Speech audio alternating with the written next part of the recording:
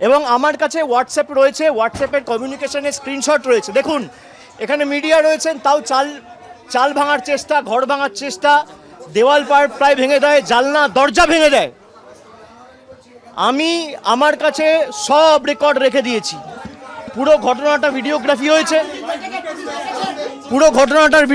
হয়েছে।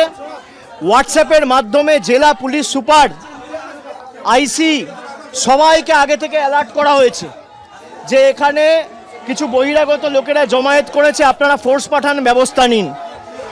একজন পুলিশের প্রতিনিধি নেই, একজন। আমরা ভয় পাওয়ার লোক নই। সিপিএমের 34 বছরের অপশাসনের কাছে তৃণমূলের কর্মীরা মাথা নত করেনি।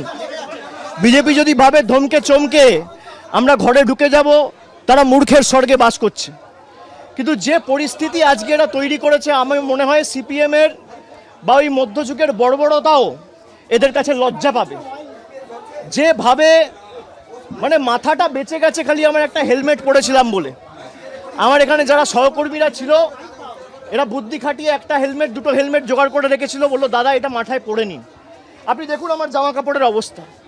15 বছর চশমা ভেঙে দিয়েছে, ঘড়ি টড়ি প্রায় একদম ছিঁড়ে, বেল্ট টেল্ট সব ছিঁড়ে দিয়েছে। পুলিশ নেই। আমি সংবাদ মাধ্যমের প্রতিনিধিদের বলবো যে এই প্রশ্নগুলোই আপনাদের তোলা উচিত। আমি এখন যেভাবে এসছি আমি একইভাবে বেরিয়ে যেতে পারি, কিন্তু আমি হয়তো বেরিয়ে গেলাম, এই যে সঞ্জুর বৃদ্ধ বাবা মা, তার উপর তো চড়াও হবে এই ছেলেগুলো, এই বখাটে ছেলেগুলো যাদের পেটে ঘুষি মারলে কখ বেরোবে না।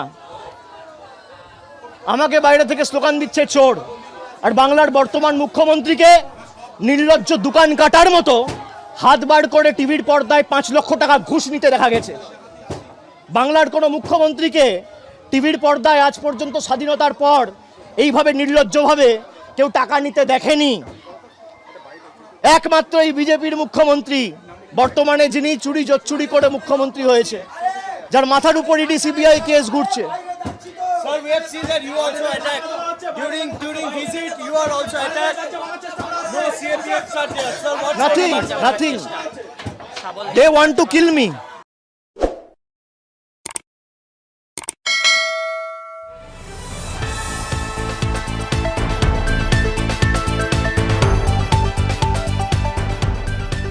রংহীন সংবাদ আর অজানা তথ্যের জন্য দেখুন দিগদর্শন, 10-এর পাশে, দেশের সাথে।